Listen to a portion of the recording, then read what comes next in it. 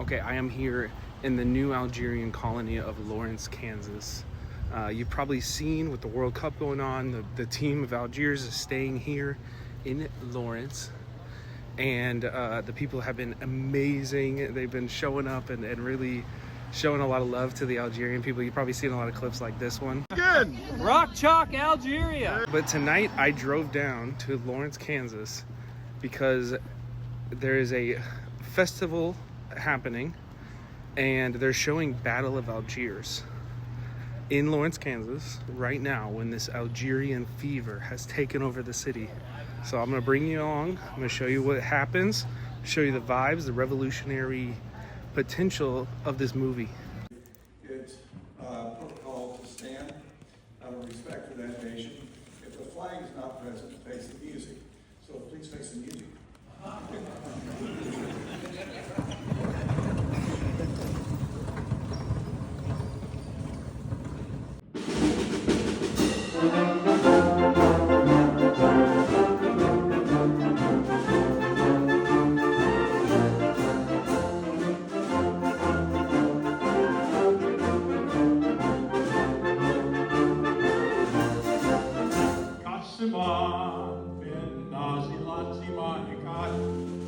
So I just got back from Lawrence from seeing Battle of Algiers in theaters. It was really incredible. They had this band of like retirees who played the national anthem. They had a guy there who sang it in Arabic and then said the national anthem in English.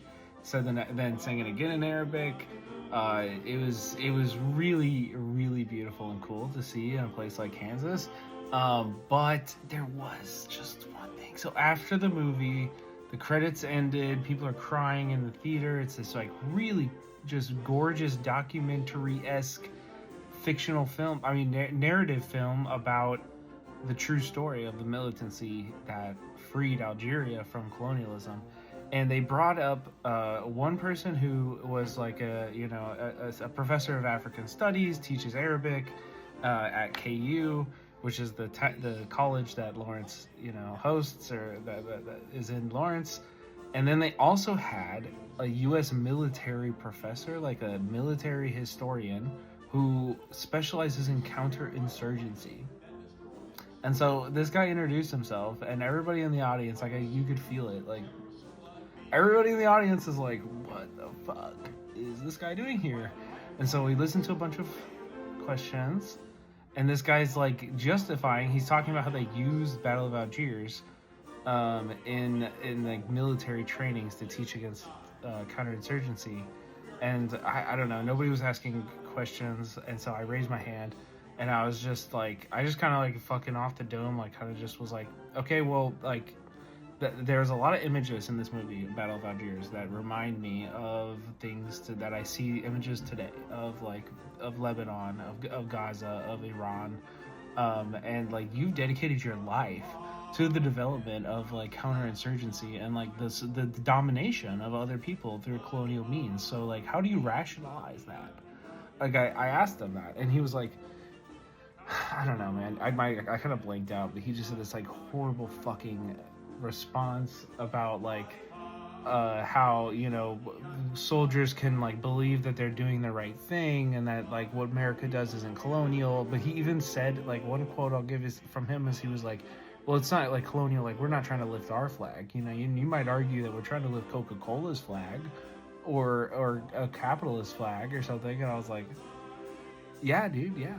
And I actually like responded in the theater, and I was like, okay, like I don't want to make this a back and forth.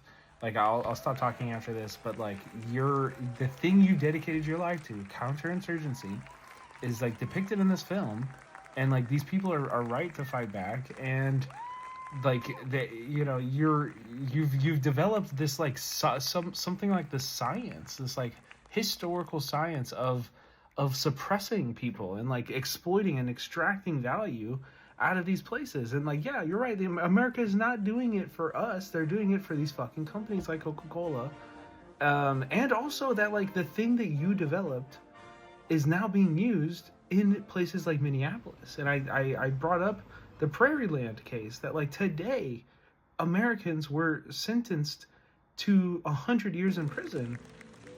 Somebody was sentenced to 30 years in prison for moving a magazine.